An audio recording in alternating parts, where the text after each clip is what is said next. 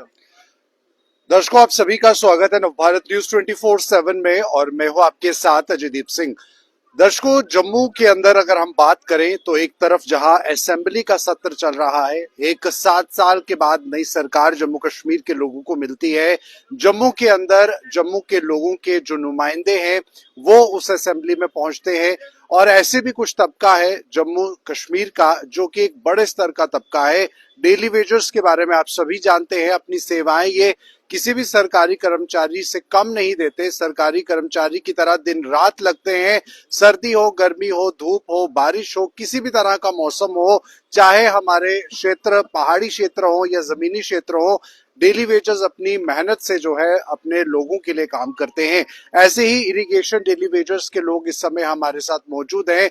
जिस तरह से पीएचई डेली वेजर्स अपनी मांगों को लेकर 72 घंटे की उन्होंने शुरुआत में कॉल दी थी स्ट्राइक की, उसके बाद अब 72 घंटे और बढ़ा दिए हैं। तो ऐसे में ये लोग भी उन्हें समर्थन कर रहे हैं, सरकार से उम्मीद कर रहे हैं कि आखिरकार जिस सरकार को उन्होंने चुना है वो सरकार इनकी इस बार सुध लेगी। आइए इनसे बातचीत करते हैं बिना समय गवाए। सबसे पहले आपसे शुरुआत करेंगे। यहाँ पर आप देख रहे हैं कि पीएचई डेली वेजर्स भी सड़कों पर उतरे हैं, आप भी डेली वेजर्स हैं इरिगेशन विभाग में, क्या कहते हैं? आपको वादे बहुत सारे किए गए, आप लोगों ने मेमोरेंडम भी दिया, आप लोगों को मिलने भी बुलाया गया, मीटिंग्स भी हुई, लेकिन अभी भी आप लोग इसी पेड़ के नीचे हैं जो 1 साल पहले थे और कई साल से है यहाँ पर है। क्या कहेंगे आप? सबसे पहले अजय जी, आपका और आपके चैनल का तहे दिल से शुक्रिया अदा करते हैं और जितने भी हमारे डेली वेजर हैं उनकी तरफ से भी आपका शुक्रिया अदा।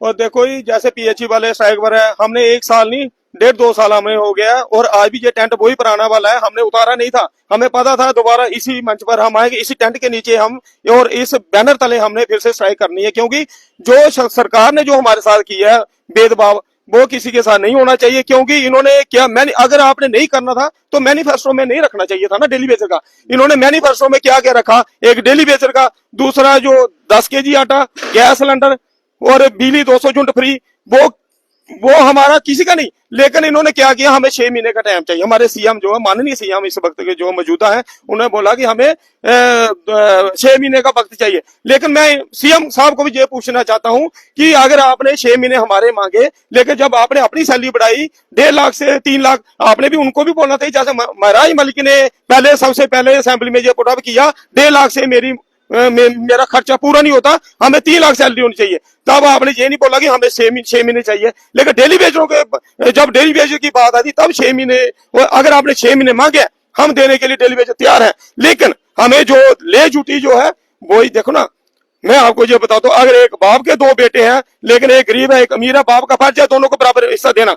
सेंटर में जो होम मिनिस्टर बैठे हैं हमारे अमित शाह जी, प्रधानमंत्री वो भी है हमारे, वो ले में भी वही है। लेकिन इनको चाहिए था कि अगर आपने ले को बढ़ाना है, लेकिन जम्मू कश्मीर जहां से 28 एमएलए दिए थे तो आपने क्या करना था। और इधर जो कश्मीर के जो एमएलए ये जीत कर आए थे 7 साल के बाद, जो कैबिनेट 10 साल के बाद ही लगा लो, ये बंद कराइए। और जो आपने जो वादे किए हैं कम से कम ले ड्यूटी की तर्ज पर ही दो। जैसे वहां से जो 10 साल से 12 साल उनकी सैलरी 28,000 है, लास्ट 25 साल अब 45,800 सैलरी, हमें भी उसमें उसकी लाइन पे लगा दो, फिर हम 6 महीने देने के लिए तैयार है, अदरवाइज हम 6 महीने नहीं दे सकते। बिल्कुल, इस पर सियासत अब होनी शुरू हो गई है। डिप्टी सीएम सुरेंद्र कुमार चौधरी का ये कहना है कि इस पर सियासत जो है वो कुछ लोग कर रहे हैं। 6 महीने जब सरकार ने दिए हैं कमेटी के लिए, मुख्यमंत्री ने इस बात को असेंबली में कहा है, उनका कहना है कि वो इस बात को लेकर संजीदा है, सीरियस है, इस पर सियासत ना करें। कुछ लोग जो है पीएचई डेली वेजर्स या तमाम डेली वेजर्स को गुमराह करने की कोशिश कर रहे हैं। आपको लगता है इस मुद्दे पे सियासत होनी चाहिए?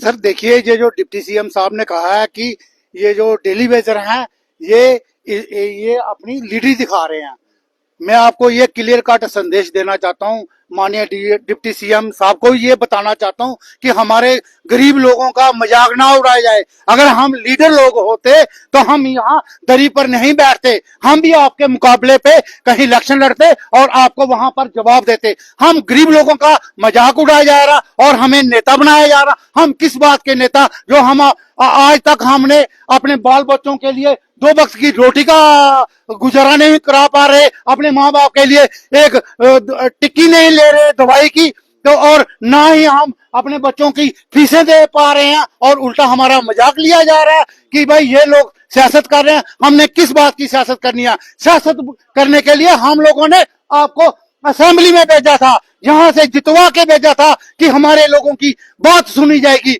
ना कि हमारा ही उल्टा मजाक लिया जाएगा। ये हमें कतई बर्दाश्त नहीं है।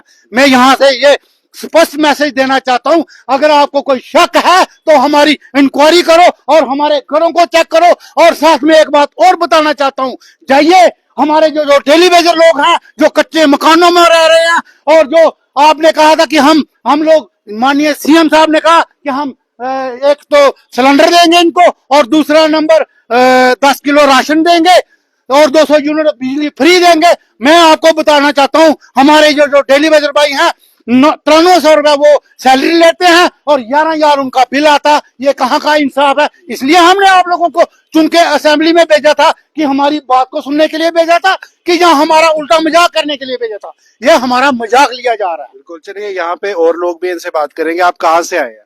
मैं सर आपके माध्यम से बोल रहा हूँ, अखनूर से, हमें इरिगेशन डिपार्ट से, क्योंकि हमारे भी बच्चों का अभी इम्तिहान हुआ है, क्योंकि उनके फीसें भी चाहिए हैं और बच्चों को भी अभी किताबें भी लेना है, तो कहाँ से खर्चा हम पूरे करेंगे।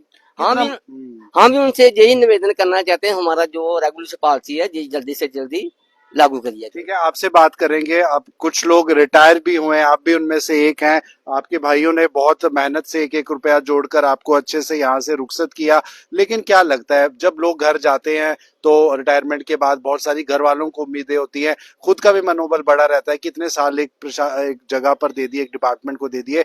आपकी इस समय किस तरह की मनोस्थिति है? इस समय जो आप प्रदर्शन भी कर रहे हैं, कितनी उम्मीद भी है उससे? देखो मैं पहले मीडिया का शुक्रिया अदा करता हूँ सबसे पहले, और मैं जो हमारे साथियों पर कल जो लाठीचार्ज किया, मैं उसके लिए गवर्नमेंट से बहुत आक्रोश पेश करता हूँ, क्योंकि अपने हक के लिए लड़ना, जहाँ जहाँ हमारे हक को दबाया जा रहा है। हर वक्त जब भी गवर्नमेंट इलेक्शन अनाउंस करती है, मैनिफेस्टो में लिखा जाता है, कोई भी पार्टी हो, मैं किसी पार्टी का नाम नहीं लूंगा, हर पार्टी में लिखा जाता है डेली वेजर।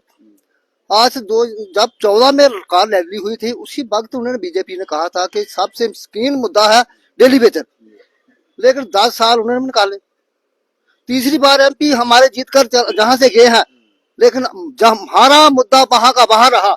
80,000 से लेकर सैलरी आज 3 लाख पहुंच गई है, हमारी सैलरी कहाँ वहां की वहां रुकी हुई है। लेकिन जहां कहा, मैं जहां 34 साल सर्व से देकर चला गया, मैं नहीं, मेरे और भी साथी जो रिटायर होकर जा रहे हैं, कुछ एक्सपायर भी हो गए हैं, लेकिन खाली हाथ गए हैं, निराशा के साथ जी रहे हैं ना। हम मैं पूछना चाहता हूँ सीएम से, आप कहते हैं कि पेंशन एमएलओ की, एमएलओ की बढ़ाई जाए। मैं पूछना चाहता हूँ, जो हमारे डेली वेजर साथी जो जहां से रिटायर होकर जा रहे हैं, उनके लिए आपने कौन सा मंदिर या मस्जिद रखा है जहां वो जाकर अपनी जिंदगी व्यतीत करेंगे? आपने अभी एमएलए जो कि भारतीय जनता पार्टी के 28 एमएलए हैं, उनका किस तरह का रुख देखा है अपने प्रति असेंबली के अंदर? लगता है आपको, क्योंकि मजबूत विपक्ष में इस समय बीजेपी है? देखो बीजेपी का मैं अभी स्पष्ट यही कहना चाहता हूँ, बीजेपी अगर चाहती तो उन अपने टाइम में सब कुछ कर सकते थे, क्योंकि सेंटर इनका है, एमएलए पहले भी 28 नती थे, एलजी इनका है। अब इन पे विश्वास किस पे विश्वास करें हम? जब इनका बात, अब आगे बारी, हमें कहते हैं कि पॉलिटिक्स कर रहे हैं। कहाँ से पॉलिटिक्स करनी है हमने? हमारी जेब में 10 रुपए नहीं है, पॉलिटिक्स ऐसे होती है? अगर पॉलिटिक्स करनी होती तो जहाँ क्यों हम 32-34 साल सर्विस क्यों अपनी जिंदगी क्यों खराब करते? हम इससे पहले अगर हम पॉलिटिक्स में चले जाते।